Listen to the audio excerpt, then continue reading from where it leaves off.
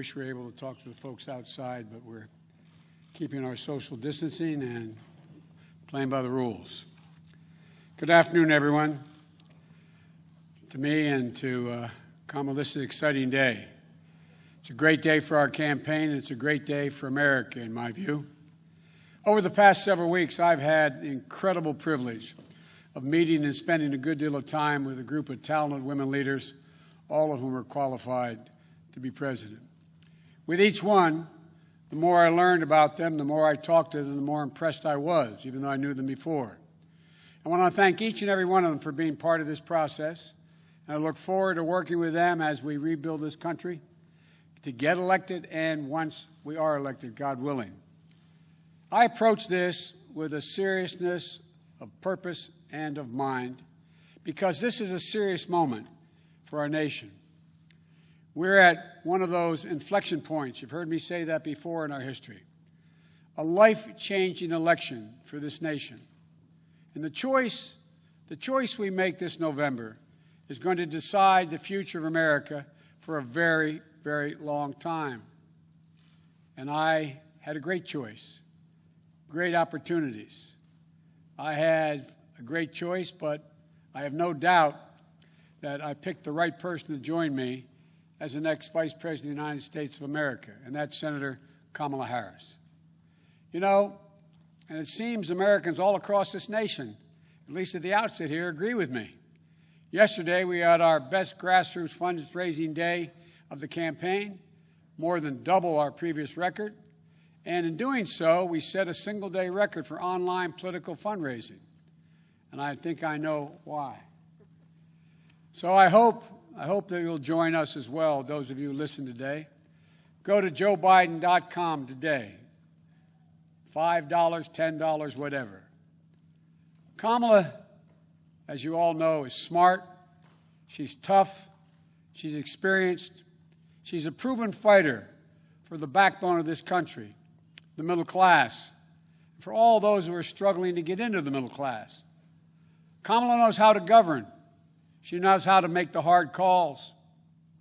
She's ready to do this job on day one. And we're both ready to get to work rebuilding this nation and building it better. As Attorney General of the largest state in the country, Kamala took on the big banks over mortgage fraud and won. Took on big oil when it wanted to pollute without consequences. She was a pioneer in marriage equality and tackled the gun lobby.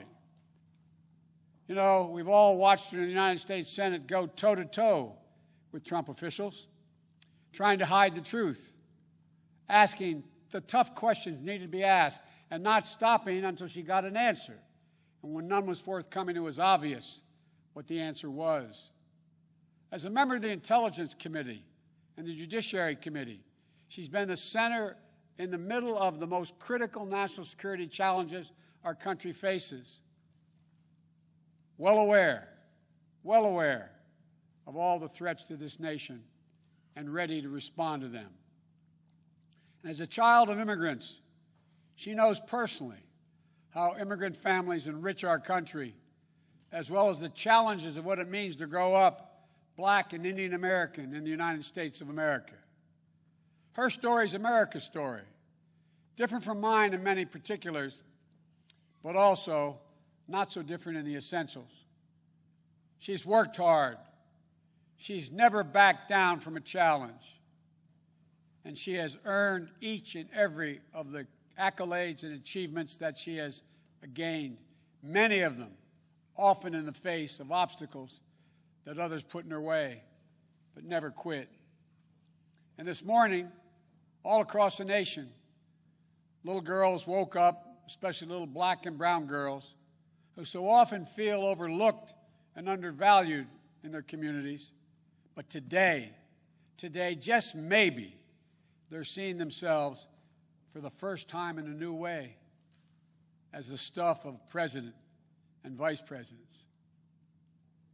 In her campaign in the primary, Kamala often talked about what she referred to as the 3 a.m. agenda, about moms and dads awake late at night in their kitchens, worried, scared, uncertain about how they were going to take care of their families. about how they were going to pay the bills, about how they were going to make it, simply make it. Growing up in Scranton and Claymont, Delaware, I saw that struggle with my family as well. Kamala saw it with hers as well. And millions of Americans are living that struggle as we speak, especially in this moment of crisis, especially with so many jobs lost. Kamala and I both know that all folks are looking for, as my dad would say, is an even shot. Just give me a shot, a fair shot, a shot at making it. And it'll be the work of our administration to make sure they get a fair shot. Working families need someone on their side in this nation because they certainly don't have anyone in the president now on their side. That's going to change in the Biden-Harris administration. It's going to be gratifying to see the strong, enthusiastic reaction to Senator Harris as our next vice president.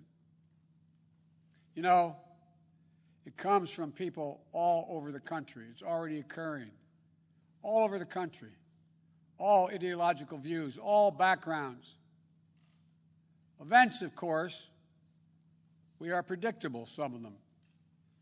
It comes from all over, except, of course, from Donald Trump's White House and his allies. You all knew it was coming. You could have set your watches to it. Donald Trump has already started his attacks, calling Kamala, quote, nasty, whining about how she is, quote, mean to his appointees. It's no surprise, because whining is what Donald Trump does best, better than any president in American history. Is anyone surprised Donald Trump has a problem with a strong woman or strong women across the board? We know that more is to come. So let's be clear.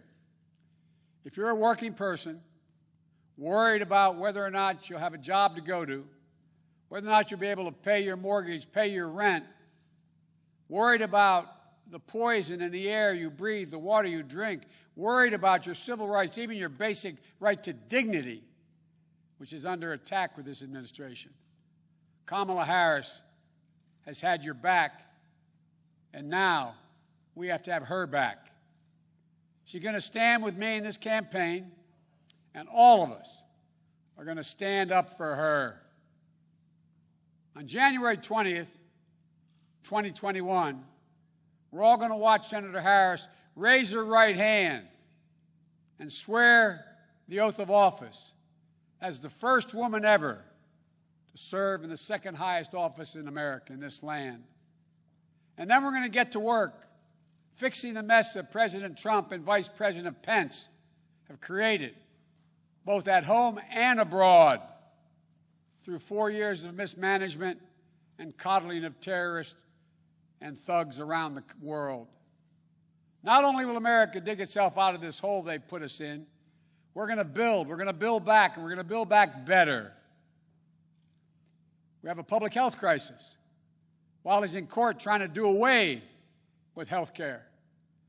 With more than 5 million reported infections, 165,000 people dead and climbing as a consequence of COVID-19. And still, months later, no real leadership or plan from the President of the United States how to get this pandemic under control. No real help for the states and local governments trying to fill the vacuum of leadership from the White House. No real help for children and educators, for small businesses and frontline workers they're ones holding our country together. Instead, he's issuing executive orders and making promises that in the end will defund the Social Security system while insisting that this virus will disappear. The Joe Biden and Kamala Harris administration will have a comprehensive plan to meet the challenge of COVID-19 and turn the corner on this pandemic. Masking, clear science-based guidance, dramatically scaling up testing, getting states and local governments the resources they need to open the schools and businesses safely. We can do this. We just need a president and a vice president willing to lead and take responsibility. Not as this president says, it's not my fault. The governor should thank me more. As that old saying goes, give me a break. We have an economic crisis with more than 16 million Americans. 16 million still out of work. Donald Trump is on track to break another record. On track to leave office with the worst jobs record of any American president in modern history. But instead of doing the hard work of meeting face-to-face with congressional leaders, Democrats and Republicans in the White House, like every other president has done in a crisis, to get Americans the relief they need and deserve, Donald Trump is on the golf course. If I told you this 3 years ago, you'd look at me like I was being crazy. He hasn't even met with the leadership. He doesn't have time, it appears. We have a climate crisis that Donald Trump refuses to even acknowledge. When he thinks about climate change, all we hear is the word hoax. The Biden-Harris administration is going to meet the climate crisis, protect the health of the American public. And along the way, we're going to deliver one word: jobs, good-paying jobs. We have a racial justice crisis. Donald Trump seeks only to inflame it with his politics of racist rhetoric and appeals to division. You know, today is not only the day I'm proud to introduce Senator Kamala Harris as the vice presidential nominee of the Democratic Party. It's also the 3rd anniversary of that terrible day in Charlottesville.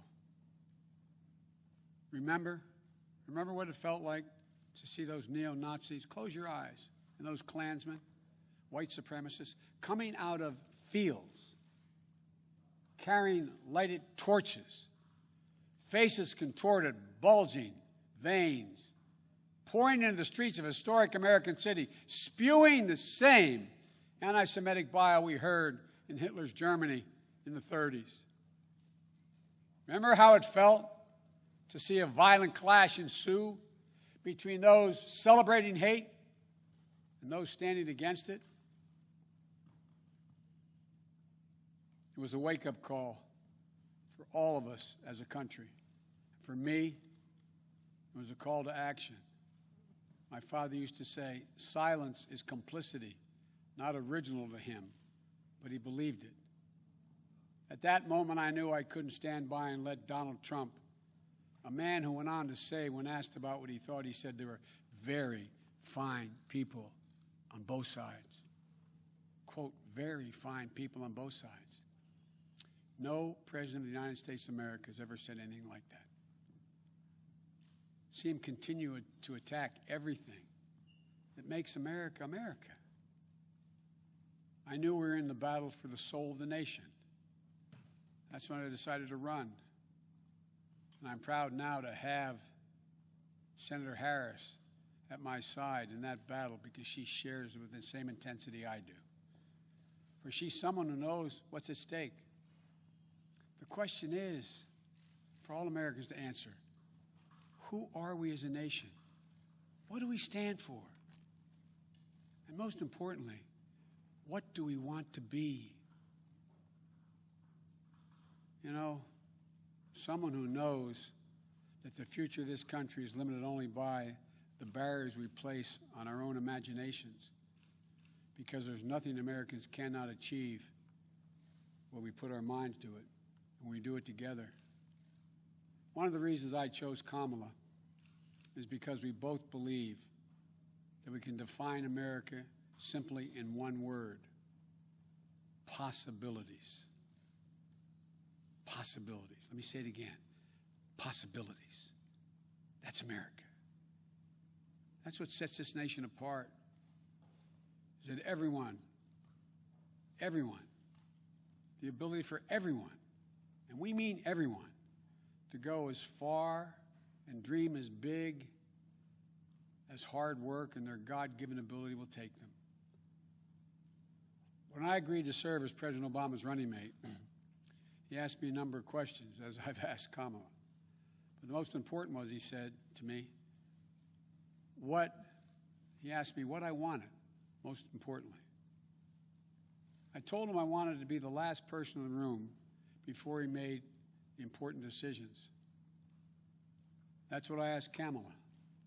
I asked Kamala to be the last voice in the room, to always tell me the truth, which she will, challenge my assumptions if she disagrees, ask the hard questions, because that's the way we make the best decisions for the American people. I got a chance to spend some time at my home today with Kamala and Doug, and I want to thank them. I thank them publicly for agreeing to join and take this journey with Jill and me. Doug, you're going to have to learn what it means to be a barrier breaker yourself in this job you're about to take on. America's first, second gentleman. And although they're not with us here today, I want to thank Ella and Cole as well. I had a chance to speak to Doug's mom and dad and to Ella and Cole. And we're going to get our kids together to let them know what's coming. My grandchildren are about the age of their children. I got to speak to them. My campaign has always been a family affair, every campaign I've run. So I've got some news for you. You're all honorary Bidens. And here's the best part. Kamala, you've been an honorary Biden for quite some time. You know, I came first to know who Kamala was through our son, Beau Biden. They were friends. They served as attorneys general at the same time. They took on the same big fights together. Kamala in California, Beau here in Delaware. Big fights that helped change the entire country. I know how much Beau respected Kamala and her work, and that mattered a lot to me, to be honest with you, as I made this decision. So now we need to get to work, pulling this nation out of these crises we find ourselves in, getting our economy back on track, uniting this nation, and yes, winning the battle for the soul of America. My fellow Americans, now let me introduce to you, for the first time, your next Vice President of the United States, Kamala Harris. Kamala, the floor is yours.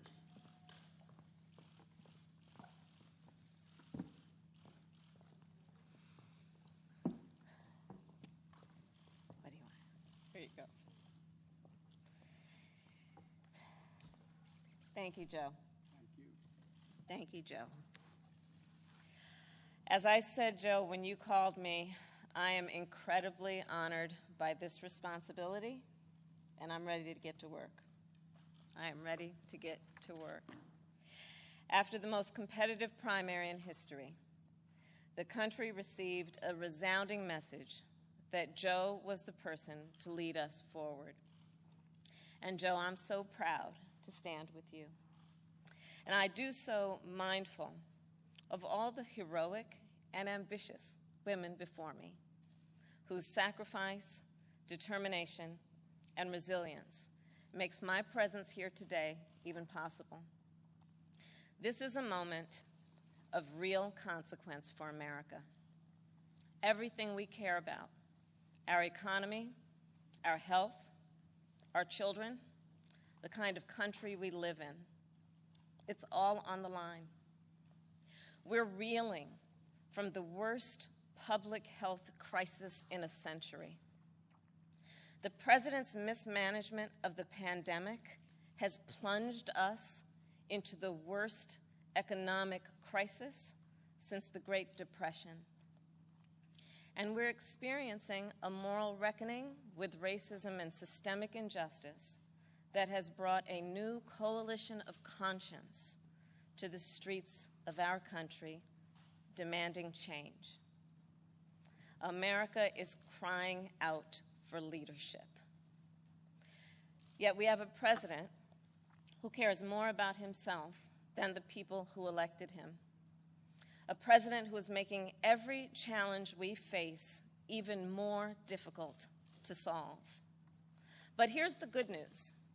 We don't have to accept the failed government of Donald Trump and Mike Pence. In just 83 days, we have a chance to choose a better future for our country. So, Joe, Dr. Biden, thank you for the trust you've placed in me. Jill, I know you will be an incredible First Lady. And my husband Doug and I are so grateful to become a part of your extended family.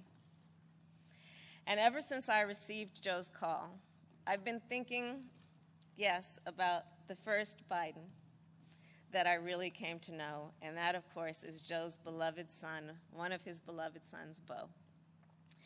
In the midst of the Great Recession, Bo and I spoke on the phone practically every day, sometimes multiple times a day, working together to win back billions of dollars for homeowners from the big banks of the nation that were foreclosing on people's homes. And let me just tell you about Bo Biden. I learned quickly that Bo was the kind of guy who inspired people to be a better version of themselves. He really was the best of us. And when I would ask him, where'd you get that? Where did this come from? He'd always talk about his dad. And I will tell you, the love that they shared was incredible to watch. It was the most beautiful display of the love between a father and a son. And Bo talked about how Joe would spend 4 hours every day riding the rails back and forth from Wilmington to Washington so he could make breakfast for his kids in the morning and make it home in time to tuck them in bed each night. All of this so 2 little boys who had just lost their mom and their sister in a tragic accident would know that the world was still turning. And that's how I came to know Joe. He's someone whose first response when things get tough is never to think about himself, but to care for everyone else. He's someone who never asks, why is this happening to me? And instead asks, what can I do to make life better for you? His empathy, his compassion, his sense of duty to care for others is why I am so proud to be on this ticket. And Joe and I, yes, we are cut from the same cloth. Family is everything to me, too. And I cannot wait for America to get to know my husband, Doug, and our amazing kids, Cole and Ella. Because whether I'm cheering in the bleachers at a swim meet, or setting up a college room dorm, or helping my goddaughter prepare for her school debate, or building Legos with my godson, or hugging my 2 baby nieces, or cooking dinner, Sunday dinner, my family means everything to me. And I've had a lot of titles over my career, and certainly vice president will be great. But Kamala will always be the one that means the most. And you know, my mother and father, they came from opposite sides of the world to arrive in America. One from India and the other from Jamaica, in search of a world-class education. But what brought them together was the civil rights movement of the 1960s. And that's how they met, as students in the streets of Oakland, marching and shouting for this thing called justice, in a struggle that continues today. And I was part of it. My parents would bring me to protests strapped tightly in my stroller. And my mother, Kamala, raised my sister Maya and me to believe that it was up to us and every generation of Americans to keep on marching. She'd tell us, don't sit around and complain about things, do something. So I did something. I devoted my life to making real the words carved in the United States Supreme Court, equal justice under law. And 30 years ago, I stood before a judge for the first time, breathed deep, and uttered the phrase that would truly guide my career and the rest of my career. Kamala Harris for the people. The people, that's who I represented as district attorney, fighting on behalf of victims who needed help. The people, that's who I fought for as California's attorney general, when I took on transnational criminal organizations who traffic in guns and drugs and human beings. And it's the people who I have fought for as a United States Senator, where I've worked every day to hold Trump officials accountable to the American people. And the people are who Joe and I will fight for every day in the White House. And let me tell you, as somebody who has presented my fair share of arguments in court, the case against Donald Trump and Mike Pence is open and shut. Just look where they've gotten us. More than 16 million out of work. Millions of kids who cannot go back to school.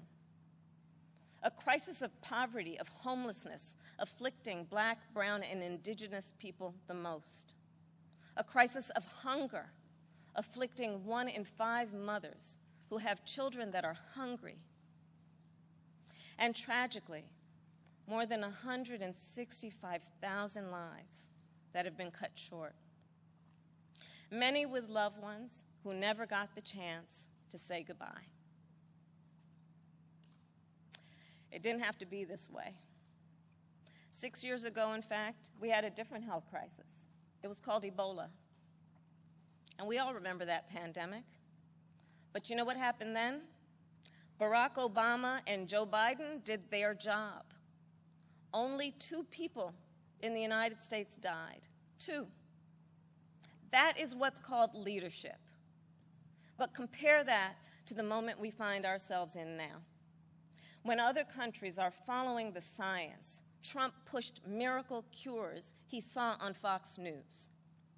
While other countries were flattening the curve, he said the virus would just, poof, go away. Quote, like a miracle. So when other countries opened back up for business, what did we do? We had to shut down again. This virus has impacted almost every country. But there's a reason it has hit America worse than any other advanced nation. It's because of Trump's failure to take it seriously from the start. His refusal to get testing up and running. His flip-flopping on social distancing and wearing masks. His delusional belief that he knows better than the experts. All of that is reason, and the reason that an American dies of COVID-19 every 80 seconds. It's why countless businesses have had to shut their doors for good. It's why there is complete chaos over when and how to reopen our schools. Mothers and fathers are confused and uncertain and angry about childcare and the safety of their kids at school, whether they'll be in danger if they go or fall behind if they don't. Trump is also the reason millions of Americans are now unemployed. He inherited the longest economic expansion in history from Barack Obama and Joe Biden. And then, like everything else he inherited, he ran it straight into the ground. Because of Trump's failures of leadership, our economy has taken one of the biggest hits out of all the major industrialized nations, with an unemployment rate that has tripled as of today. This is what happens when we elect a guy who just isn't up for the job. Our country ends up in tatters, and so does our reputation around the world. But let's be clear, this election isn't just about defeating Donald Trump or Mike Pence. It's about building this country back better. And that's exactly what Joe and I will do. We'll create millions of jobs and fight climate change through a clean energy revolution. Bring back critical supply chains so the future is made in America. Build on the Affordable Care Act so everyone has the peace of mind that comes with health insurance. And finally, offer caregivers the dignity, the respect, and the pay they deserve. We'll protect a woman's right to make her own decisions about her own body, root out systemic racism in our justice system, and pass a new Voting Rights Act, a John Lewis Voting Rights Act, that will ensure every voice is heard and every voice is counted. The civil rights struggle is nothing new to Joe. It's why he got into public service. It's why he helped reauthorize the Voting Rights Act and restore unemployment discrimination and employment discrimination laws. And today, he takes his place in the ongoing story of America's march toward equality and justice as the only who has served alongside the first black president and has chosen the first black woman as his running mate. But as Joe always points out, this election is about more than politics. It's about who we are as a country. And I'll admit, over the past 4 years, there have been moments when I have truly worried about our future. But whenever I think that there is a reason for doubt, whenever I've had my own doubts, I think of you, the American people, the doctors and nurses and frontline workers who are risking your lives to save others, the truck drivers and the workers in grocery stores, in factories, in farms, working there, putting your own safety on the line to help us get through this pandemic, the women and students taking to the streets in unprecedented numbers, the dreamers and immigrants who know that families belong together, the LGBTQ Americans who know that love is love, people of every age and color and creed who are finally declaring in one voice that yes, Black Lives Matter. All across this country, a whole new generation of children is growing up hearing the cries for justice and the chants of hope on which I was raised, some strapped into strollers of their own. And trust me, it's a song you'll never forget. So to everyone keeping up the fight, you are doing something. You are doing something great. You are the heroes of our time. And you are the reason I know we are going to bring our country closer to realizing its great promise. But to do it, we'll need to work, organize, and vote like never before, because we need more than a victory on November 3rd. We need a mandate that proves that the past few years do not represent who we are or who we aspire to be. Joe likes to say that character is on the ballot, and it's true. When he saw what happened in Charlottesville 3 years ago today, he knew we were in a battle for the soul of our nation. And together with your help, that's a battle we will win. Earlier this year, I said I'd do whatever Joe asked me to do. And so now I'm asking you to do the same. So visit joebiden.com to get involved in this campaign and vote, because electing Joe Biden is just the start of the work ahead of us. And I couldn't be prouder to be by his side, running to represent you, the people. Thank you, and may God bless the United States of America. Thank you.